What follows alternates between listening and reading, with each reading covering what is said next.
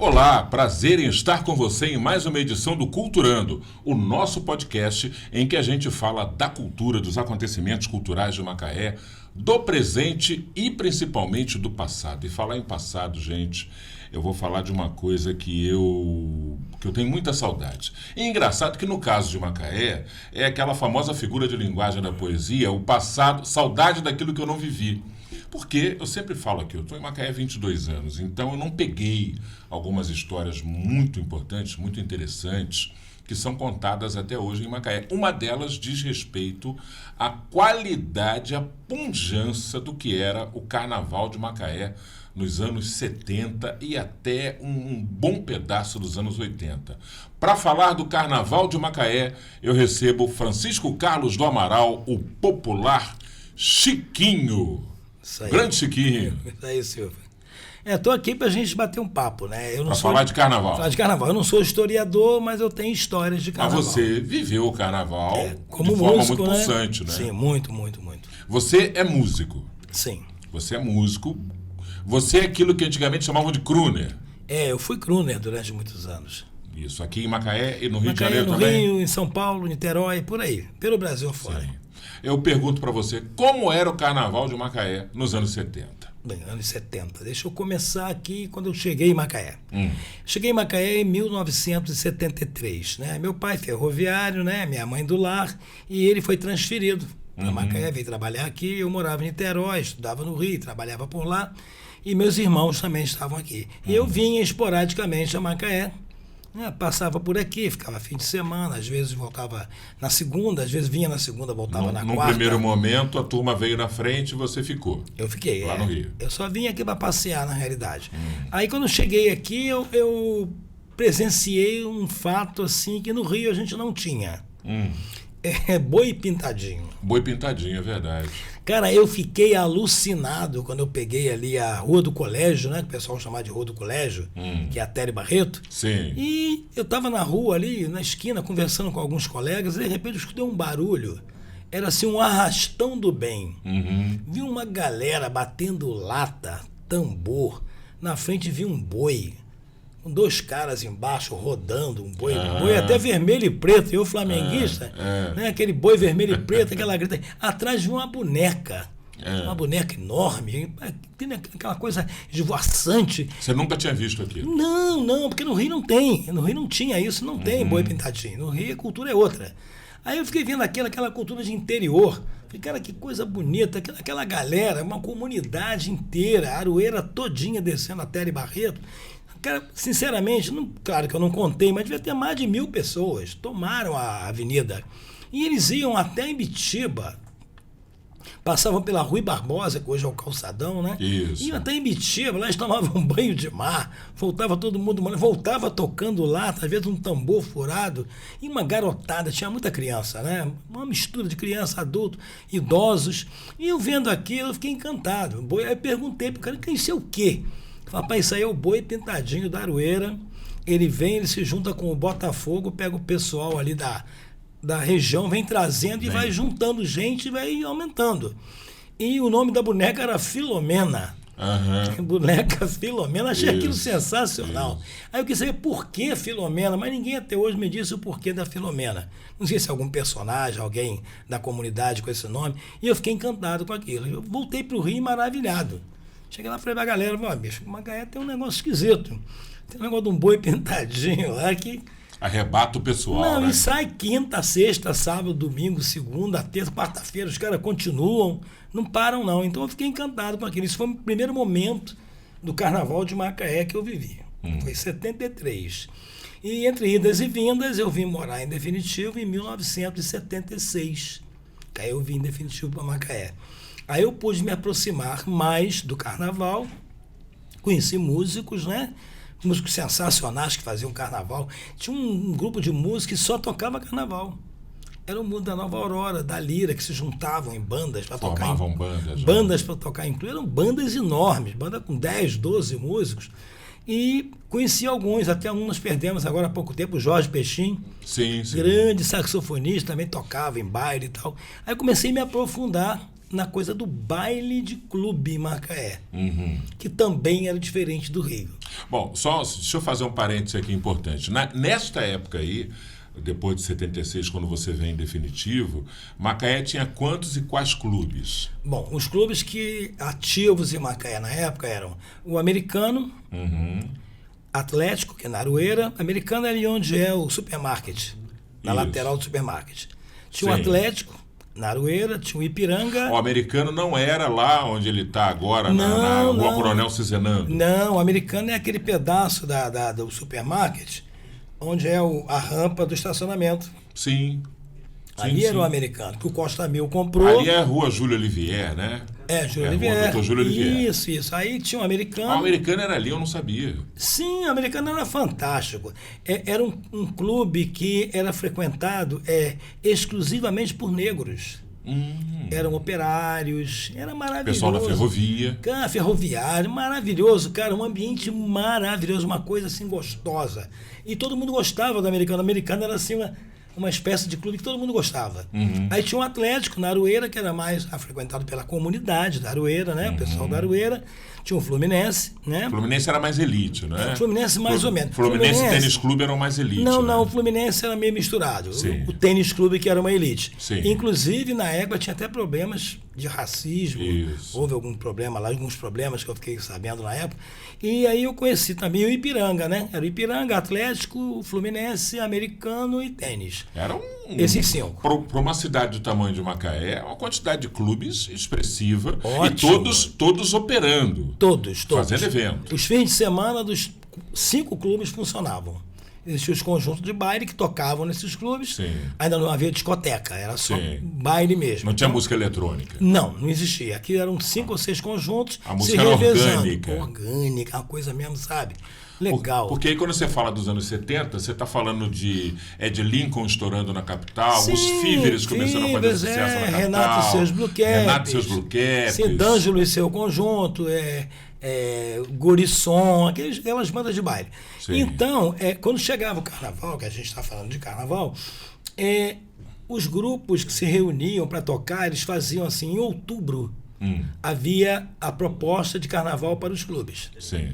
Então o Tênis Clube sempre pegava aquela banda mais cara, mais elitizada. Outra banda pegava o Fluminense, a outra pegava o Tênis, ia fazendo um revezamento. Então todos tocavam. Aí um detalhe, hein? Nessa época aí que o Chiquinho está falando, a gente ainda tinha o advento de uma coisa muito bacana do carnaval, que infelizmente foi perdida, acho que foi a primeira coisa que foi dizimada, que eram os bailes de matinê. Sim, que matinês. ia a garotada que não podia ir à noite. Sim, matinês. Era um barato, matinê era muito bom. Cara. O carnaval começava na sexta-feira em Macaé. Sim. Era abertura, a chave era entregue ao Rei Momo. Às vezes o Rei Momo vinha do Rio para vir aqui receber a chave da cidade, era muito legal. Tivemos desfile de Clóvis Bornai no Fluminense, Evandro de Castro Lima, eles vinham fazer desfiles de fantasias, algumas atrizes vinham para se apresentar no primeiro dia. O Fluminense, eu me lembro que na época o meu sogro, ele era o presidente do Fluminense. Sim. Pela segunda vez, que ele foi presidente 3 vezes. Pela segunda vez. E ele trazia para Macaé um grupo de Niterói chamado Grupo do Alcatraz. Sim. Era o Alcatraz. Esse Alcatraz, entre aspas, porque eles vinham tudo com a garrafinha de cachaça no bolso e as mulheres com uma bolsinha com a garrafinha de cachaça. Era álcool atrás. Né? E eles vinham para Macaé, eram recebidos no Fluminense com um grande jantar, na sexta-feira, a abertura do carnaval. E fazia esse baile sexta, sábado, domingo, segunda e terça, com 3 matinês. Domingo, segunda e terça. Olha aí. Então eram 8 bailes de carnaval fantásticos, casa lotada. Sim. O Tênis, a mesma coisa, casa lotada. A terça-feira de carnaval era chamada de Terça-feira Gorda. Terça-feira Gorda. Terça-feira Gorda. Terça-feira Gorda porque era o dia que estourava mesmo, né? Então o Fluminense fazia isso e o Tênis fazia a mesma coisa. O Americano começava no sábado, o Ipiranga no sábado e o Atlético também. Mas o Fluminense e Tênis abriam na sexta. Um jantar, pros músicos, negócio tudo. Era muito legal, cara. Foi uma coisa assim. E eu tive o prazer de ser o primeiro cantor de carnaval no Tênis Clube. Que até então as bandas de carnaval, elas tocam, para você que está me ouvindo aí, que não sabe, as bandas de carnaval não tinham microfone, era tudo no peito. Os músicos de metais, de sopro, tocavam no peito, era tudo. E não tinha cantor. Era tudo instrumental o tempo todo. Tudo instrumental e o povo que cantava. Sim. Aí eu fui convidado para cantar um carnaval no Tênis, e eu fui convidado assim, tipo, se der certo a gente te contrata. Você vai na sexta-feira, canta. Era para cantar marchinha, marcha-rancho. Marcha rancho, samba enredo. Sambão. Samba enredo valia muito em carnaval, pedia muito. E eu fui para cantar, porque eu fazia carnaval no Rio, estava acostumado já com coisa. Aí falei, tem que botar um microfone, botar caixas de som. Mas tem que botar microfone? Falei, como é que eu vou cantar um carnaval com uma orquestra de metais atrás de mim sem... Aí botaram o microfone, as caixinhas lá e tal, e eu comecei a cantar o carnaval. E o público foi entrando no clube e olhando pro palco, achando aquele estranho, um cara lá, um cara magrinho, pequenininho, de bigode, cantando marchinha. Não tinha isso, era só metal. Aí o metais dava aquela baixada, não tinha baixo, guitarra, teclado, nada. A harmonia era feita pelos instrumentos de metal, de sopro. E não tinha contrabaixo, não, era pistão, tuba. trombone, tuba. Era naipe, né? 2, 3 pistões, 2, 3 trombones, 2, 3 saxofones, sax alto, dando uma... sax alto, outro tenor. E o cantor não existia. Eu cantando ali, e o povo foi entrando e vendo que tinha um cara cantando. E eu puxava e jogava o povo, comigo, tá? E o pessoal ia cantando junto. E algumas pessoas se aproximaram, o que é isso, cara? Agora tem um cantor e tal. E o presidente do clube perguntou depois, pegou lá o microfone, o que vocês acham? Ter o cantor no carnaval e tal. Todo mundo Aí foi unânime. Aprovou. Quer dizer, a partir de sábado eu passei a receber. Sexta-feira eu cantei de graça. Foi só pra... Tipo, vai no restaurante, se gostar da comida, você paga. Se não gostar, você não paga. Foi assim. Aí eu fiz o carnaval do Tênis. E foi muito legal, porque aí no dia seguinte já botaram mais som, sabe? Fizeram uma coisa mais incremental. Já deram uma encorpada, deram uma encorpada. Aí chamaram um rapaz para fazer uma guitarra. Esse rapaz era Zezinho, do violão. Para fazer um violãozinho, para ter uma harmonia pro cantor. Zezinho porque quando eu cantava, ficava só a bateria e o surdo. Aquela coisa tipo, né? Tipo botequim. Mas foi legal, cara. Então foi o primeiro cantor a cantar carnaval em Macaé, em clube. Ali começou a coisa, aí a coisa foi deslanchando. Aí fiz Fluminense, fiz Ipiranga, fiz Americano, fiz Atlético, depois inaugurei o Clube Cidade do Sol, uma orquestra de carnaval. Eu fiz uma orquestra, foram 22 músicos. Uma coisa maior, uma coisa mais... E o carnaval de Macaé se desenvolvia dessa forma. Os bailes de carnaval, do Fluminense principalmente, terminavam na terça-feira gorda às 6 horas da manhã. E a banda saía arrastando o povo para a rua quando acabava, e até em Bitiba tinha um banho à fantasia. As pessoas pulavam no mar. Havia essa tradição também no Rio de Janeiro, só que era um evento à parte promovido pela Rio Tour, que era o banho de mar à fantasia. Banho de mar à fantasia. Né? Aqui não, aqui era uma coisa espontânea. A banda saía pra rua, o povo era ia fechamento, com chave de ouro. O pessoal dizia que ia no mar para lavar, para tirar as impurezas do carnaval. Da festa da carne. Tinha toda uma história por trás disso. Era muito legal, foi uma coisa muito gostosa. Isso. Você falou da banda saindo e arrastando o pessoal pela rua. E o carnaval de rua? A gente começou falando de clube. Queria falar um pouquinho do carnaval de rua e a gente volta para o clube depois, porque acho que ainda tem muita coisa para... Como é que era o carnaval de rua? Bom, o carnaval de rua era o seguinte, nós tínhamos blocos, que era chamado de blocos sujo. Sim. Aqueles blocos que saíam de qualquer maneira, batendo lata e tal, e começaram a se formar blocos organizados. Teve o bloco das piranhas, que quem criou foi o meu sogro. Na época era ele, Arilton do Foto Rex, Zé Mengão, Edinho Cabeleireiro, Gumercinho do Moura. Essa turma toda saía no bloco das piranhas. Os homens depilavam as pernas e tal, se vestiam de mulheres, e as mulheres deles iam atrás, tomando conta das piranhas. Era muito interessante. Aí tinha o bloco do Gargalo, que também foi muito famoso aqui, bombeiros, bloco dos bombeiros. Tinha alguns outros blocos que eu não me lembro bem os nomes, porque ficava uma coisa assim muito centralizada. Tinha aqueles blocos mais tradicionais que o povo ia atrás mesmo. O bloco das piranhas, por exemplo, saía da Coronel Amado, passava pela Rui Barbosa, todos iam para Imbitiba. Lá terminavam um banho de mar. Isso aí era normal. E o bloco das piranhas tinha uma particularidade.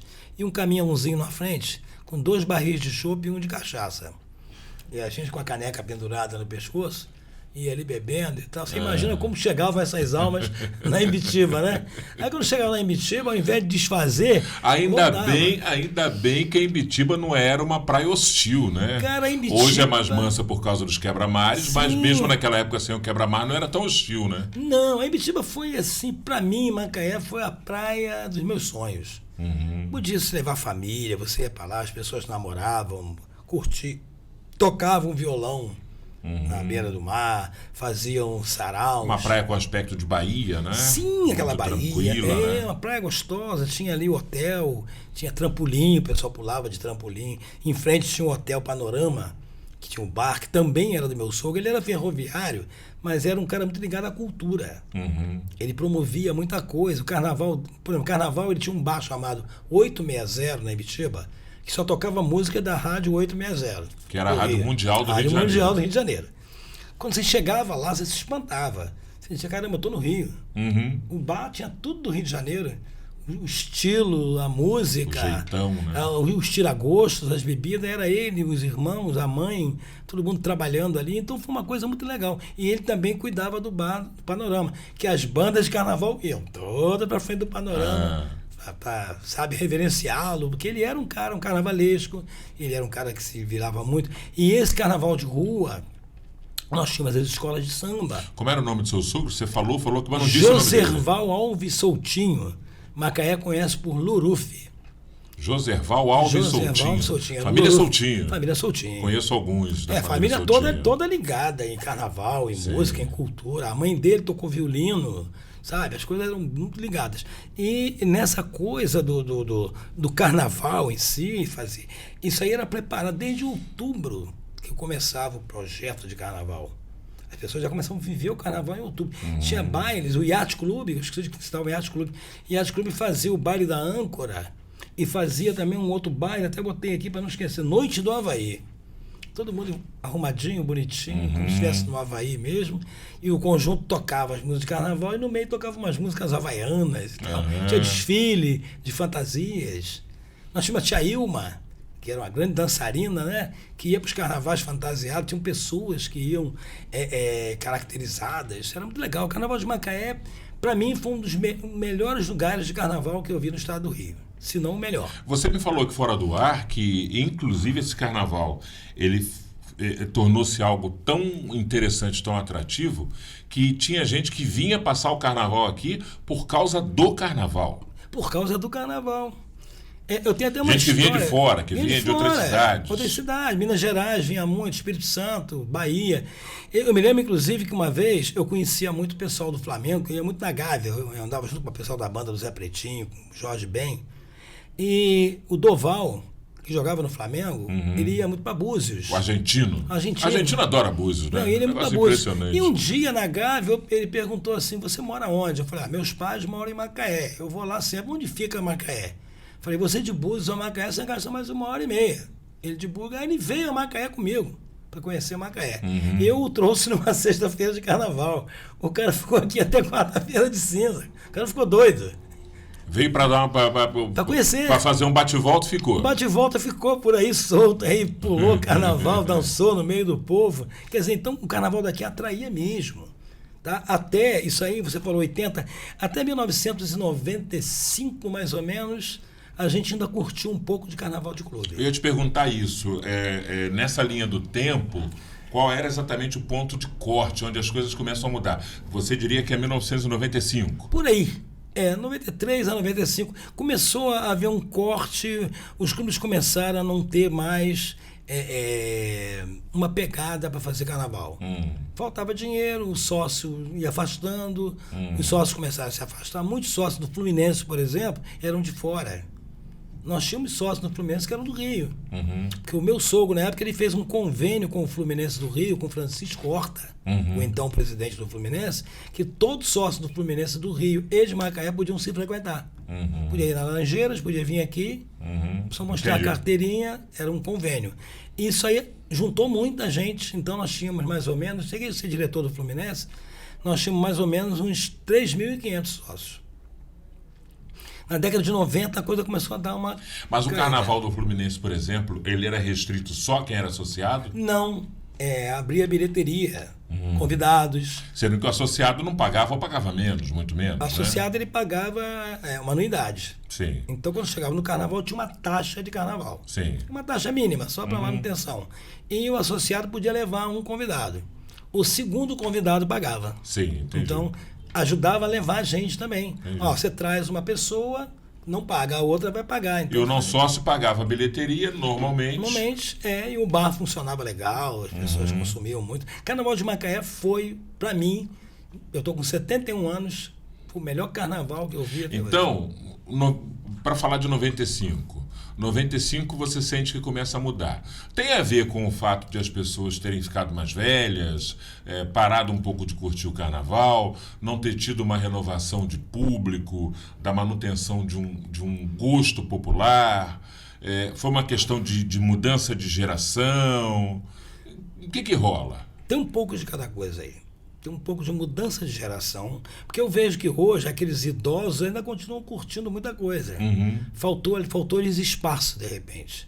Porque eu acho que o advento de trios elétricos na praia, isso foi tirando o pessoal dos clubes. Eu estava me preparando para chegar aí.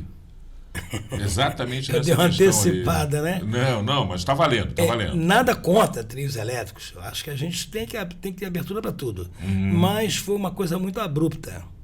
Mas foi muito pesado. Não foi assim. Não foram preparando as pessoas para isso. Foi assim. Um carnaval, vamos botar 95. Está tudo pronto para o carnaval. De repente, já vai ter um trio elétrico na Praia dos Cavaleiros. É uma novidade. A juventude toda quer matar. Você não vai pagar nada. A juventude foi. Ao ar livre, né? Ar livre. Você fica à vontade. Todo mundo foi.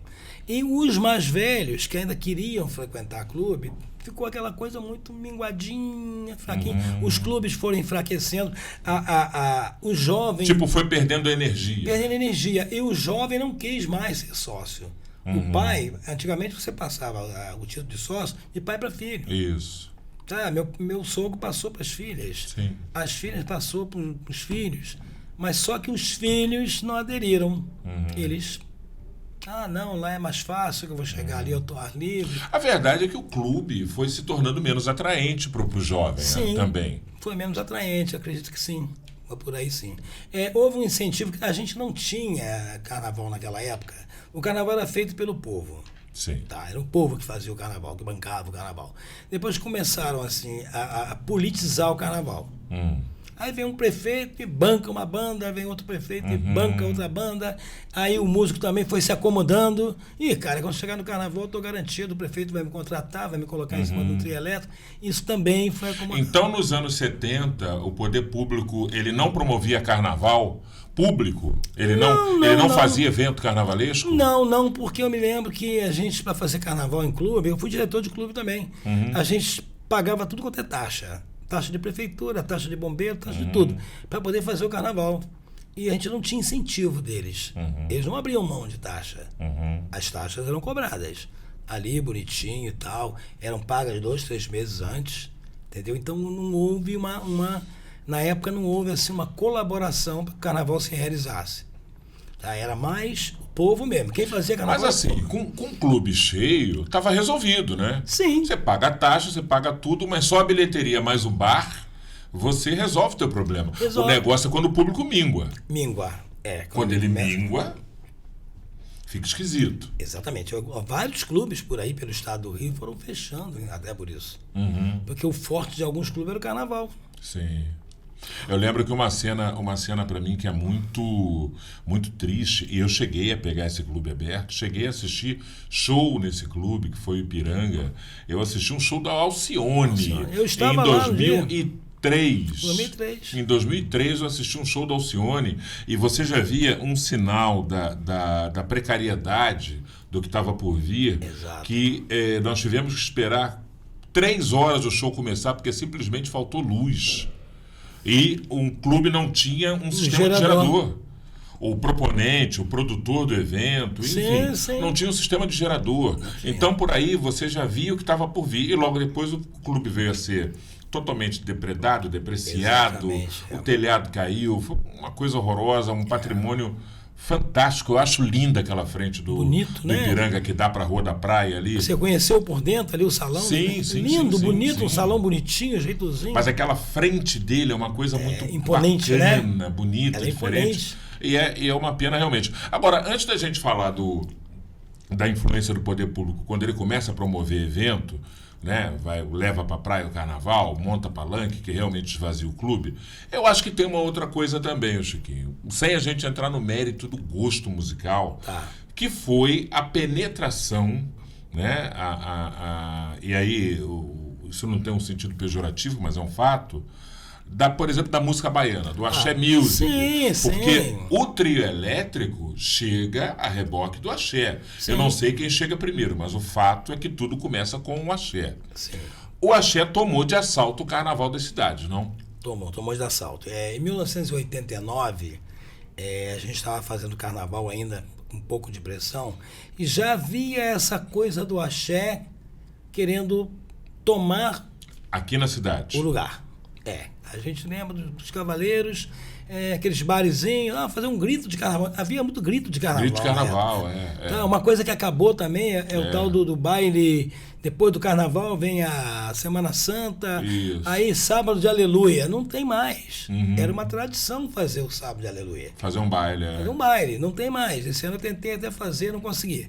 Aí o que acontece? Eles começaram a chegar, mas eles não chegaram assim, não pediram licença.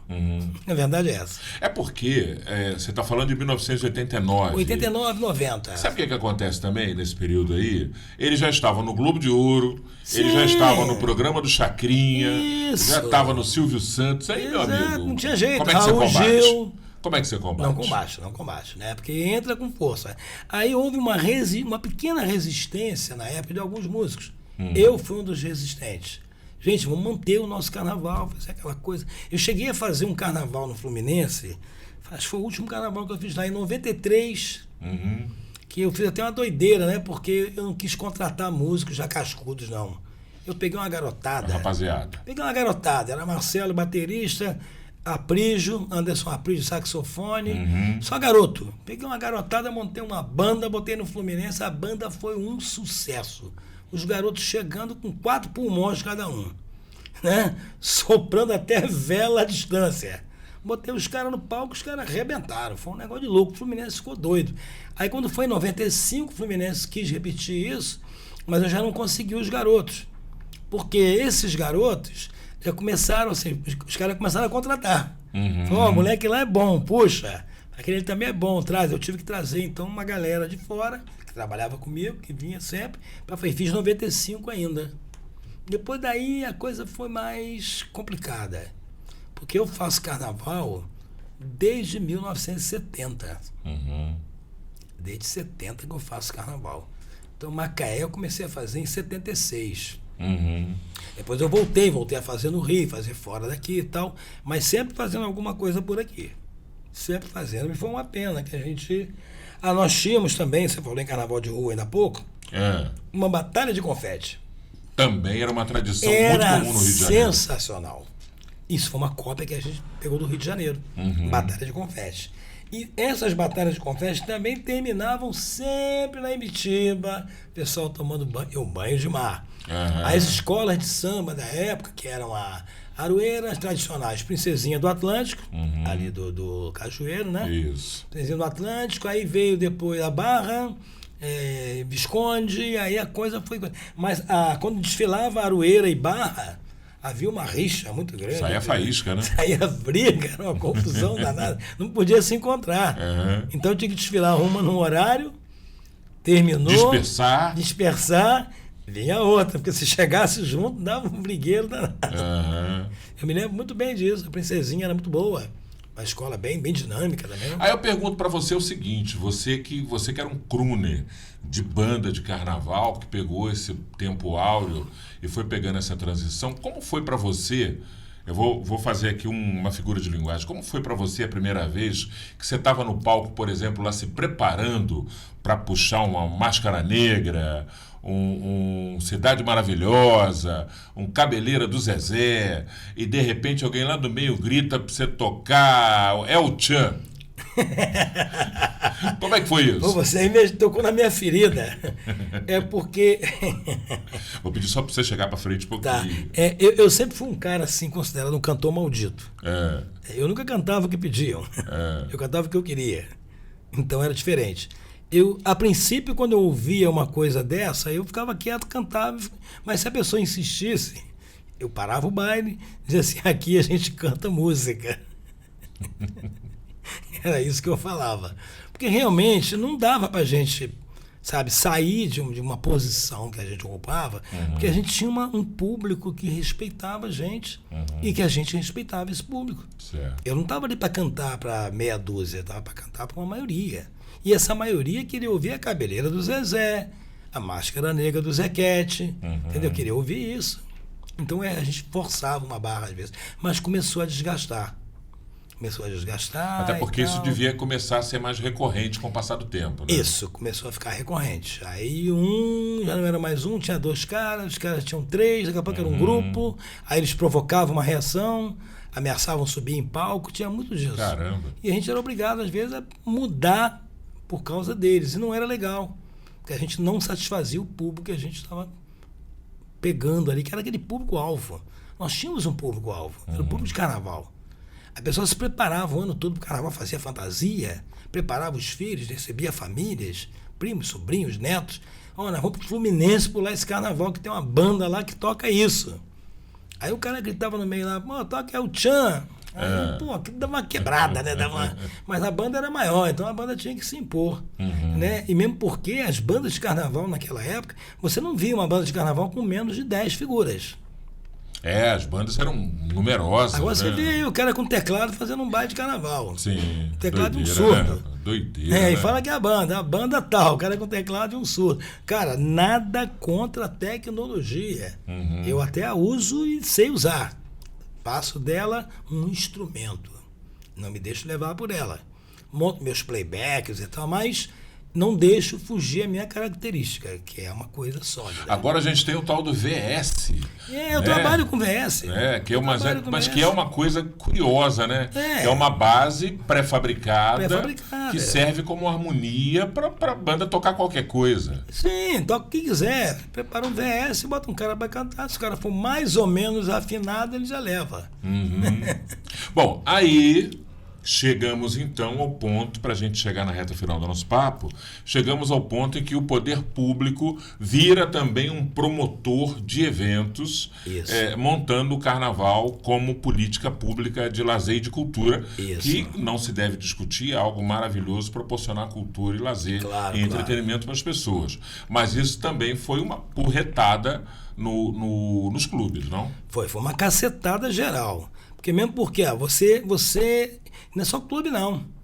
Isso aí acarretou uma série de fatores que vieram bater de frente com a realidade. ECAD, teve problema, ECAD.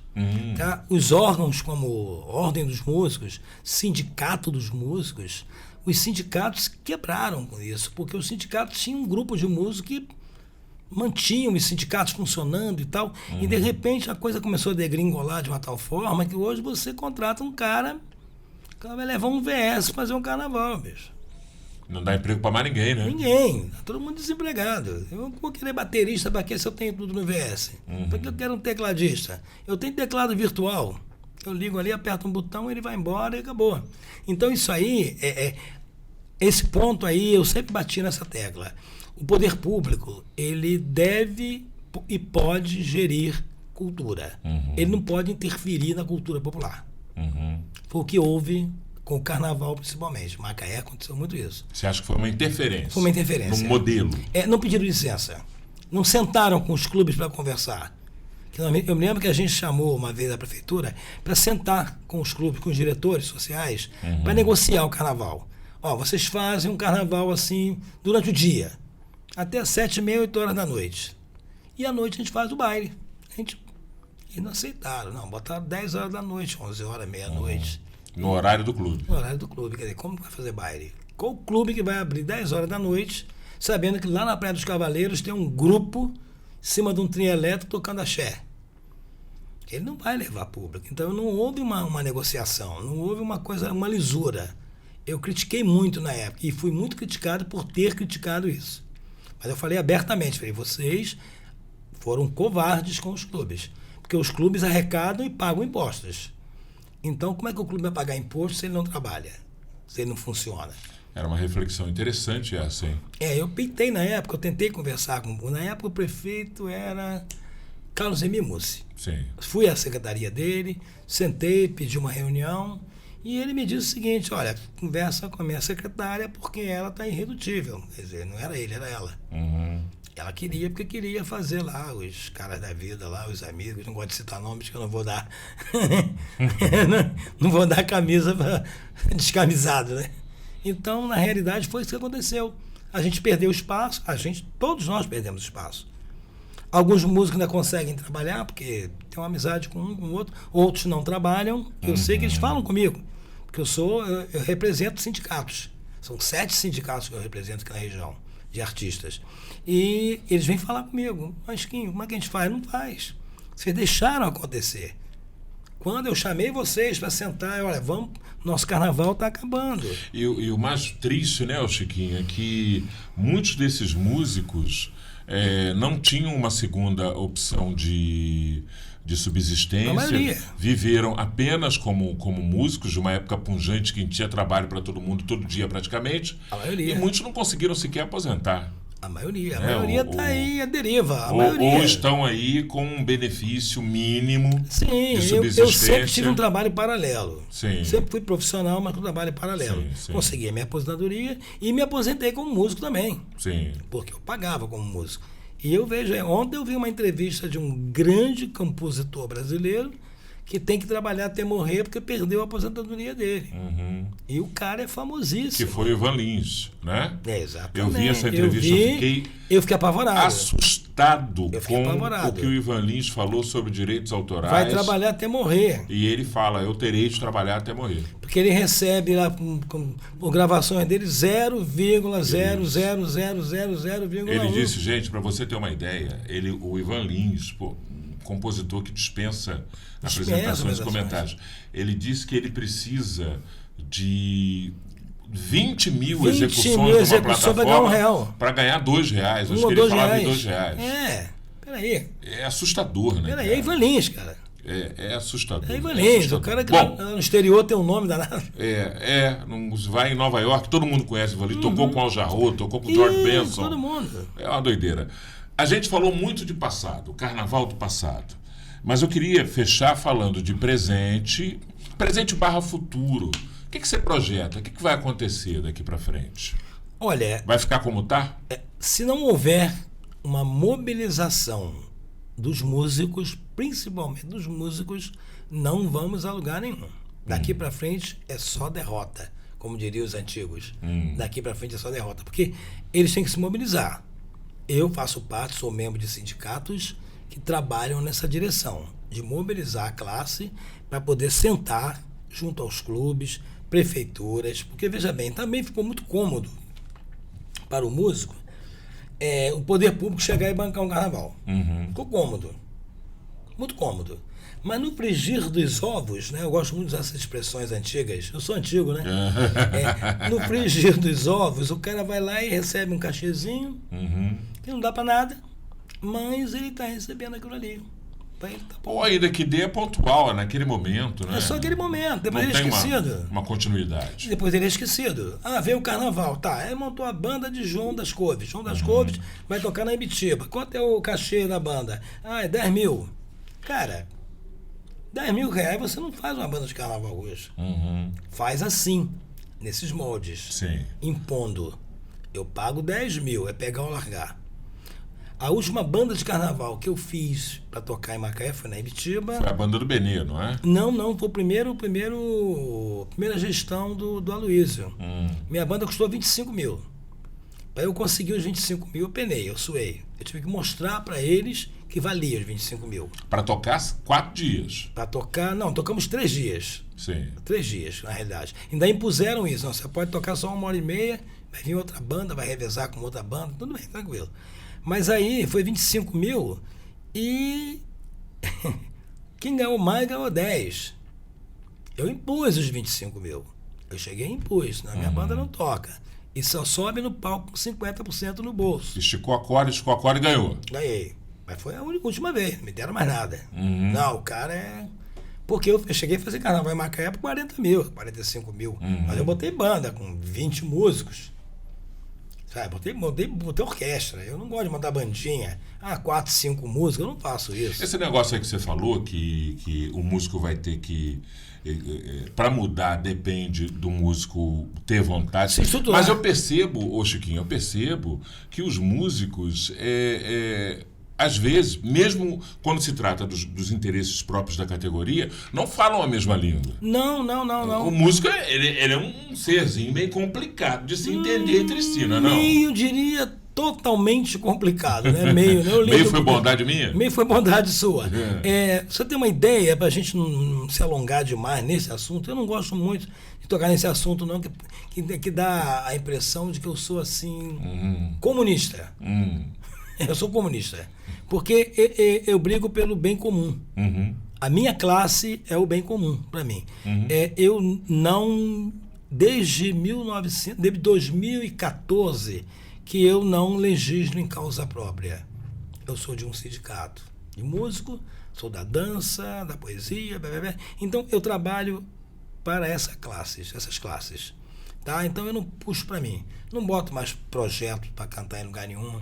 Não ofereço mais trabalho nenhum, fico na minha. Mas brigo pelos caras. Aí eu costumo dizer que eu fico na faixa de Gaza. O chefe me odeia, o patrão me odeia e o empregado acha que eu sou injusto. Então eu estou no meio do tiroteio.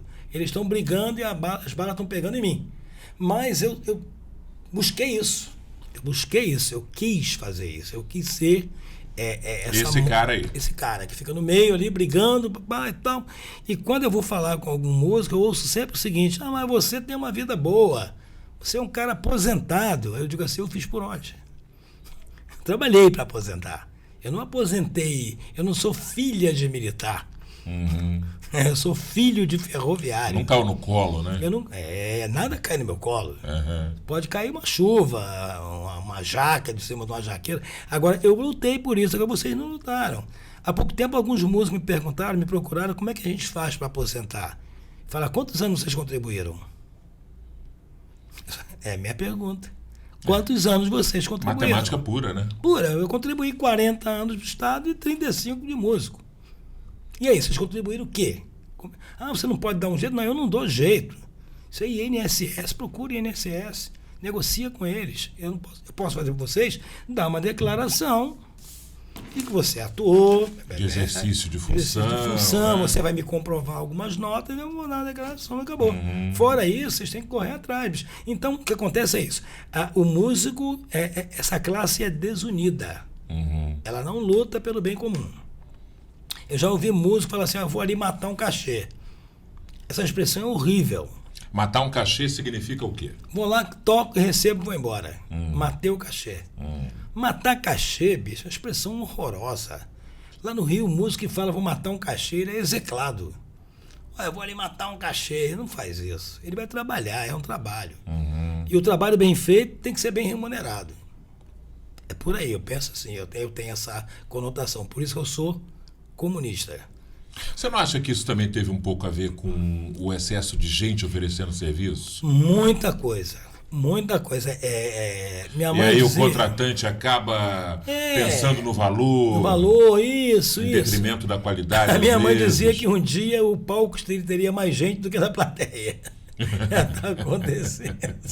Muita gente no serviço, palco, né? E pouca gente para bater palmas. É o que está acontecendo. Então, isso aconteceu com o carnaval. Também foi sucateado. Porque ao colocar o carnaval à disposição do povo, não sou contra, veja bem. Acho que o povo tem o direito de se divertir. Agora, quando você faz isso de forma profissional, você está destruindo uma ideia de carnaval. Porque carnaval é o quê? Carnaval é uma manifestação popular. O cara vai pra rua se divertir, vai pro clube, depois dessa bota uma fantasia, vai lá paquerar uma menininha, aí dali sai casamento, que muitos carnavais saíram casamentos. Nossa. Né? Quantos carnavais? Muita coisa. Então as pessoas têm que pensar que carnaval é uma cultura muito forte.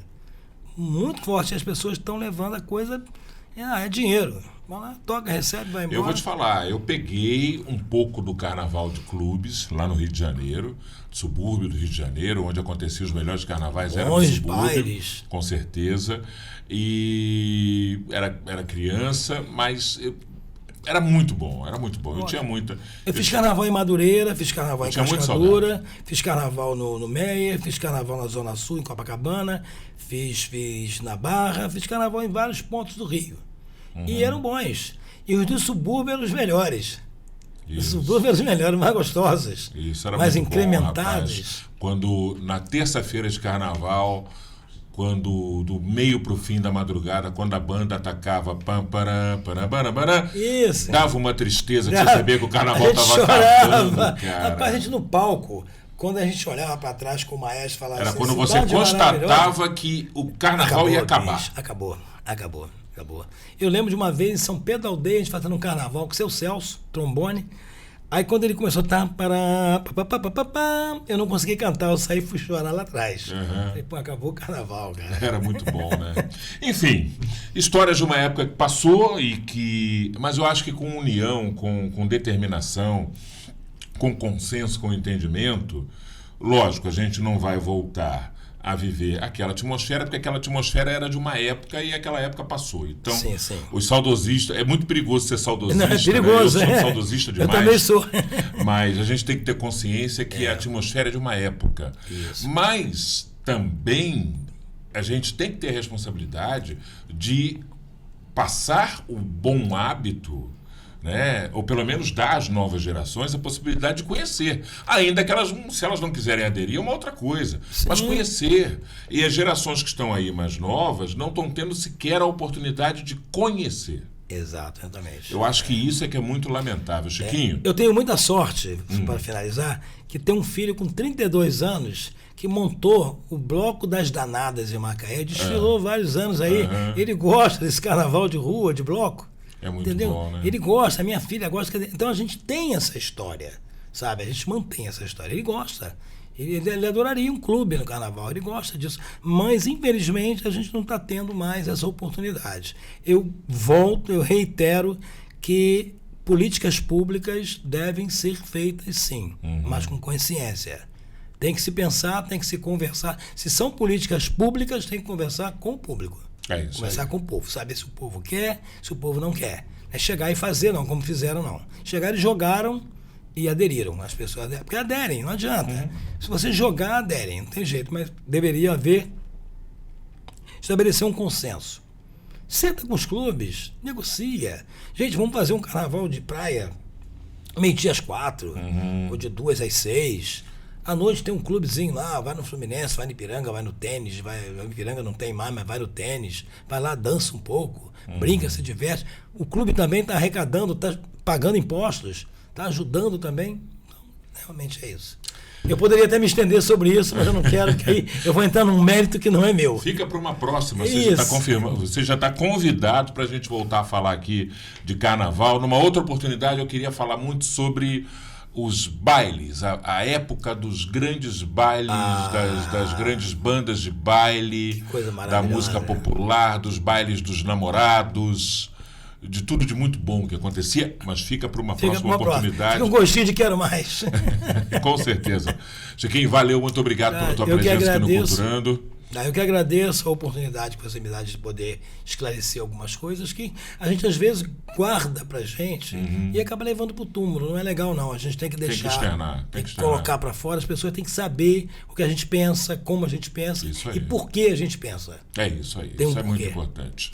Valeu. Gente, obrigado. É isso. Esse é o nosso Culturando, nosso podcast aqui do canal TV Câmara, em que a gente fala da cultura, a cultura de ontem, de hoje, tenta projetar o futuro, sempre com artistas, com gente que esteve e está na cena cultural da cidade de Macaé. Eu agradeço muito a sua audiência e temos um encontro marcado na nossa próxima edição, com certeza. Até lá!